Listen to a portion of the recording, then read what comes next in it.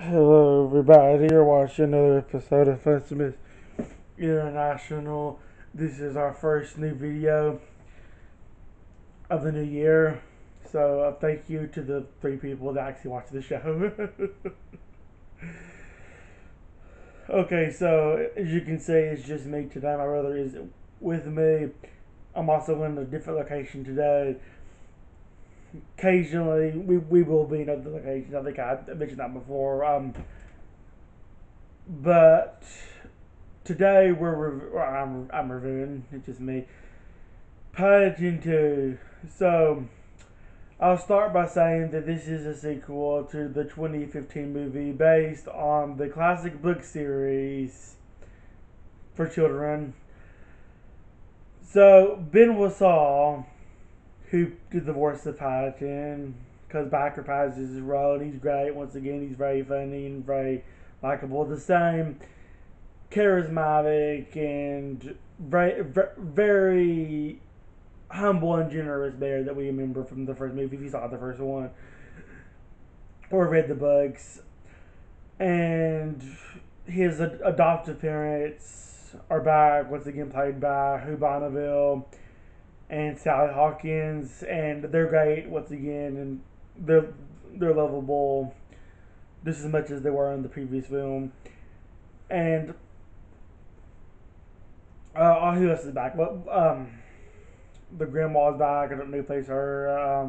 She's real funny. This one like she was the last one, and then his Paddington's 2 adopted siblings are back. I don't know who plays them either, but they're funny again in this one they were before. I mean, and this movie has the same cartoonish feel the first one did. I mean, cartoonish in a good way, of course. Where it's very imaginative and they do cool stuff with the walls and cinematography and they throw in some animation, do some cool stuff with it. And Paddington is CGI animated once again, very beautiful like he was in the last one. And once again, he just looks so real. You just want to reach your hands out and pet him because he's just so cute. He really is he's just so adorable. And there's even a flashback in this one. It's not a spoiler because it was in the trailer. But you see a flashback of Paddington when he was just a little cub, and he was just really adorable. And also back is Peter Capaldi as their neighbor, from Doctor Who, and he's, kind of Paddington's frenemy. It's mostly one side because Paddington likes him for the most part. Well, not for the most part. Paddington, no, generally likes him. He doesn't like Paddington that much because he's kind of sticking in the mud because he's like, oh no, we don't need a bear running around the neighborhood. That's not civilized, And he's not that to everybody else in the neighborhood too. To be fair, but I think deep down he does kind of like Paddington a little bit. There's a little bit of a friendly relationship there. And we have some new characters that are added. One is a chef. I don't know who plays him, but he befriends Paddington. He's real funny in the movie. They have a very special bond, an interesting bond, and um, he really steals the show in a lot of areas because he's a really good character, and the chemistry between him and Paddington is really good. And Hugh Grant plays the villain in this movie, and he's a very comedic villain, very kind of goofy, silly, cartoonish villain, just like the Coquin was in the last one, because Paddington is good at that. That's kind of what they go for with their villains. The villain is kind of somewhat likable because of that. And with that said, I'm not going to go into the plot, of course, because this is a no spoiler review for those of you that have to the movie. In fact, I don't think I'll even do a spoiler review at all for this one, mainly because I'm doing this review. So without going into the plot too much, I'll just basically say that all of the fun from the previous film is back. Everything you loved about it, the laughs and the humor is about the same, but they do kind of try to expand it a little bit. I don't know if I liked it quite as much as the first one. I can't decide because I liked them both so much for very different reasons. I will say that Paddington 2, it's a perfect sequel to a family movie. It's done very well, and it's the right way to do a sequel to something like Paddington, to a family movie. done well. But of course, the Paddington movies are great examples, really, in general, of the right ways to do family movies, and not just family movies, but movies based on a cartoon or a book series for children.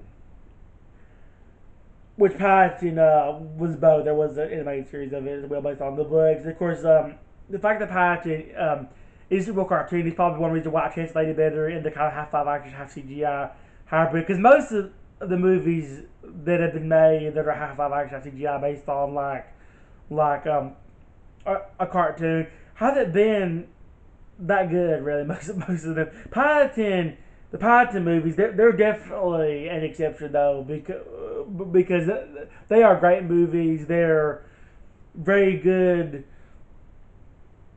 and generally entertaining, and they don't fall into a lot of the kind of traps that the other family movies, or even just the half-life like CGI hybrids that have come out, or movies based on cartoons, or this reboot traps. They're trying to be hip and pander to the young kids. It's not trying to do that. I mean, it's very universal, the humor and things. I don't even know what time period the movie's actually set in, but they show a lot of old technology. They show payphones and they show